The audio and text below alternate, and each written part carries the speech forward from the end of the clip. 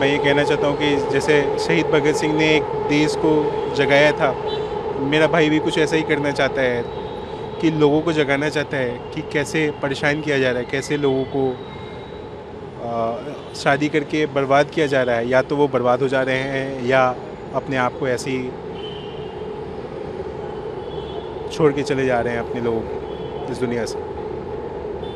Even in suicidal note उसने अंतिम इच्छा ये लिखी है कि अगर मैं सिस्टम से और इन सब चीज़ों से जीत गया तो मेरी अस्थियाँ गंगा में बहाई जाए।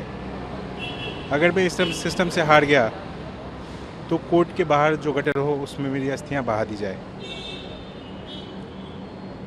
सर, आपने कुछ सवाल जुडिशियल सिस्टम को लेकर भी उठाया कि किस तरीके से न्याय नहीं मिला आपके भाई को। सर, क्या है सर? आपने खत, आप बोल रहे हो कि भैया ने खत भी लिखा था। मैडम, जो वीडियो सर्कुलेटेड है उसमें आप पाएंगे कि उसने ये बोला है कि how many number of times एक कोर्ट ने उसको बुलाया है और बीइंग कि वो एक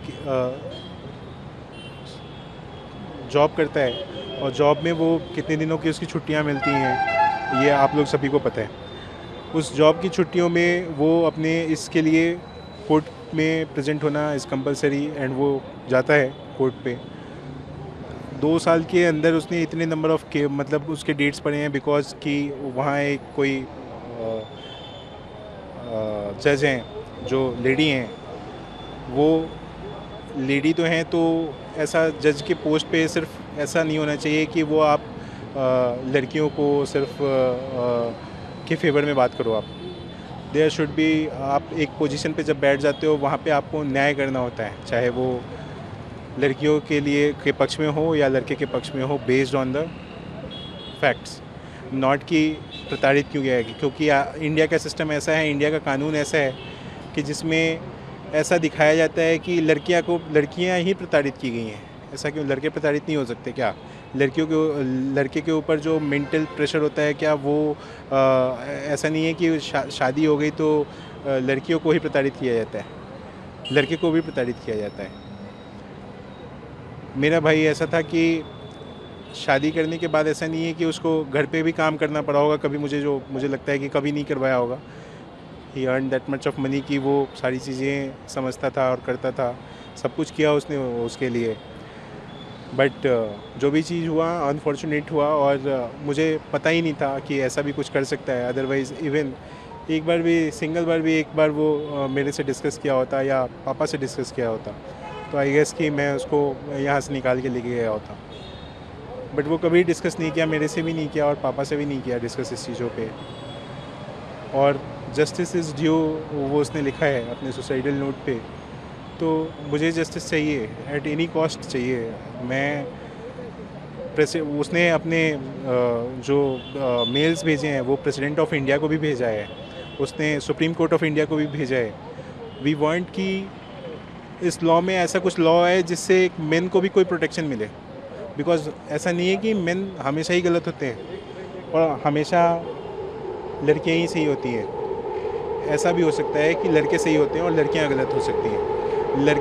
लड़कियों के 10 अफेयर हो सकते हैं, तो ये गलत नहीं हो सकता है क्या? ये भी सिस्टम में है। बट क्या एक लड़का जा सकता है कि मेरी वाइफ के 10 अफेयर चल रहे हैं तो मैं इससे सेपरेट होना चाहता हूँ? है क्या ऐसा कोई सिस्टम? नहीं है।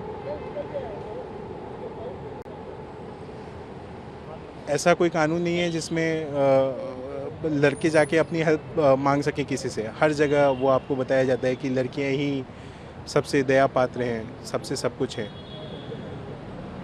मुझे सिर्फ मतलब गवर्नमेंट ऑफ इंडिया और प्रेसिडेंट ऑफ इंडिया से सिर्फ ये गुजारिश करनी है कि मेरे भाई को जस्टिस मिलना चाहिए एट एनी कॉस्ट। अगर वो सही है तो, अगर वो गलत है तो प्रूफ आप मुझे कीजिए कि वो कहाँ गलत है। इवन मैं ये चाहूँगा कि जिस जज के खिलाफ उसने ये आवाज़ उठाई है, there should be a proper investigation against her. वो नाम भी मेंशन किया है अपने सुसाइडल नोट पे। उसने एक जो पेशकार होते हैं उसका भी नाम मेंशन किया है। उस पेशकार जो है वो ऐसा करता है कि जो जज है उसके सामने में बैठ के डेट लिखता है कि कौन सी डेट को अगली तारीख आनी है, अगली तारीख को आनी है। तो जो लोग होते हैं हर लोगों से वो 50 रुपीज़ चार्ज करता है, बट अगर आपके पास आप अगर अच्छा कमाते हो पैसा तो आपसे 500 से 1000 रुपये भी चार्ज किया जाता है। और 500 रुपये 1000 रुपये चार्ज करने के बाद भी अगर वो कह देता है कि मुझे सैटरडे का डेट दे दिया जाए बिकॉज़ कि सैटरडे हमारी छुट्टियाँ होती हैं, तो वो कहता है कि नहीं जी सैटरडे तो मिल ही नहीं सकता डेट किसी हालत में, ये है वो है। फिर बहुत ज़्यादा मिन्नतें करने के बाद जो है वो कहता है कि इतना आप दोगे तो मैं इतना कर दूंगा आपके लिए, वो भी बहुत गिड़गिड़ाने के बाद। तो ये अगर किसी जज के सामने में बैठ के पेशकार ये काम कर रहा है तो क्या ये करप्शन नहीं है? क्या इसकी रिकॉर्डिंग नहीं होनी चाहिए? और करप्शन भी क्या आपको लगता है कि वो कैमरा अगर इंस्टॉल हो जाएंगे तो कैमरे के सामने लिया जाएगा भाई? कभी नहीं होगा, बाहर ले जाके लिया जाएगा, लेकिन लिया जाएगा। तो there should be a foolproof plan कि आप कैसे इसको इंस्टॉल मतलब इम्प्लीमेंट करते हो इन इंडिया, और एक मेन को न्याय दिलवाते हो, कैसे दिलवाते हो? मेरे भाई की तरह बहुत सारे भाई हैं, मेरे बड़े लोग भी होंगे जो शादी करके बहुत गलत तरीके से फंसे हुए होंगे। तो मुझे ये कहना है कि सभी लोगों को न्याय मिलना चाहिए, एक कानून होना चाहिए उनके अगेंस्ट, हमारे फेवर में भी एक कानून होना चाहिए जिसकी हम हेल्प ले सकें।